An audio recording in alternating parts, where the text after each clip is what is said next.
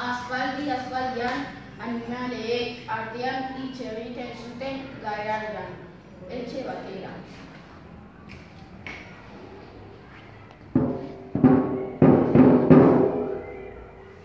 Txakur bat heldu zen.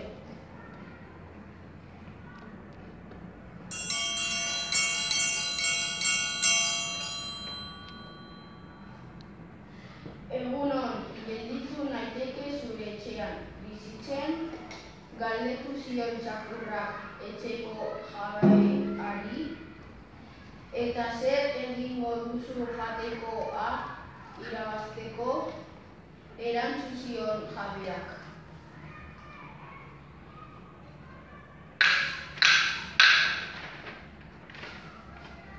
Umeek txakurrak gustoko dituzte. Jolas egingo dut haiekin, eta gainera etxea zainduko dut. Gauean lapurren bat etortzen bada, zawanka egingo dut. Ereto laguntxo txakurterian gerra zaitezke.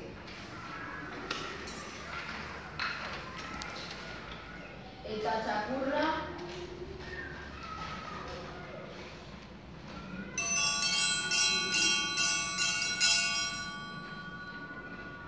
gizonarekin bizitzen gelditu zen.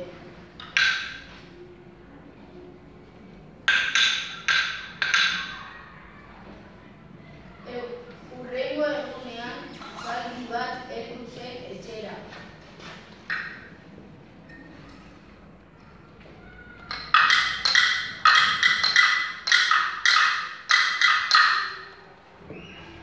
Egunon, gelditu naiteke zure etxean bizitzen, galdetu zion zaldiak. Eta zer egingo duzu jatekoa irabazteko, erantzun zion jabeak.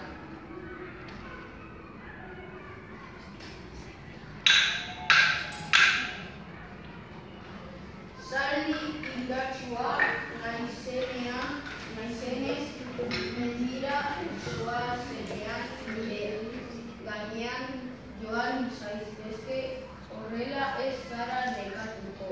Ederto laguntxo zaldi herrian gera zaitezke.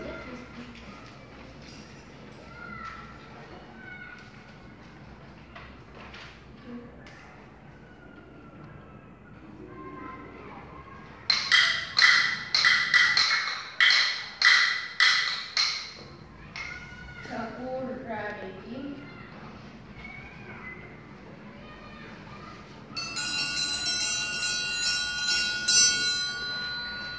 eta gizonarekin bizitzen gelditu zen.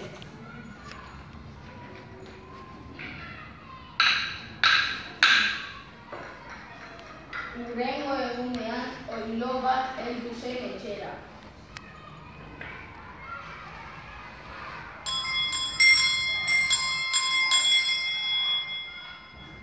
Egunon, gelditu naiteke zure etxean bizitzen, galdetu zuen oiloak.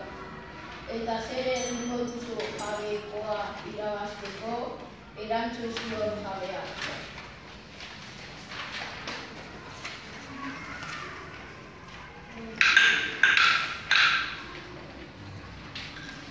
Kazoizko oloa naizenez, zur jateko arrautzak egingo ditu. Ederto ilo maitea, oilategian gera zaitezke, eta oloa.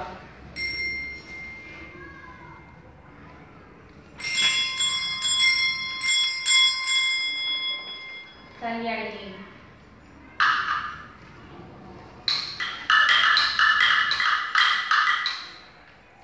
Txakurrarekin.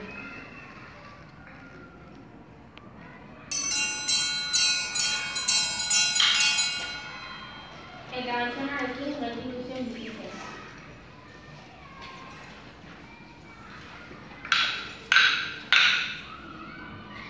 Beste egun batean, katu bat heldu zen etxera.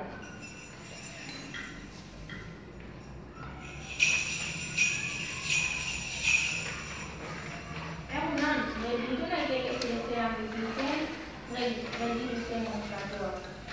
Eta zer egingo duzu jatekoa irabazteko? Erantzun zuen jabea.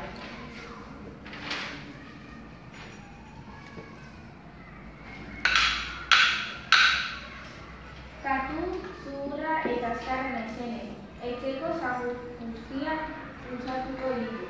Edeko, katu otzarka, sukaldean bera zitezke. Eta horrela meditu ziren gauzak, katuak.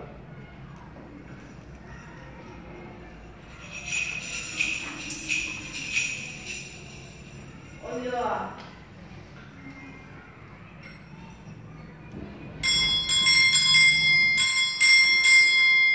Zaldia.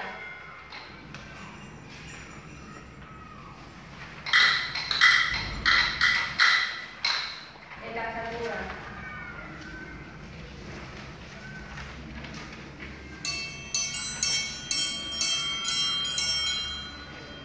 Gizonarekin.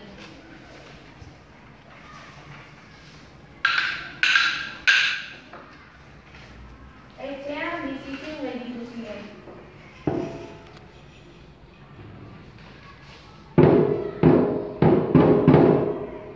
Harrezkero gizakiak animaliak lagun ditu ingurunean, eta hobeto bizi da.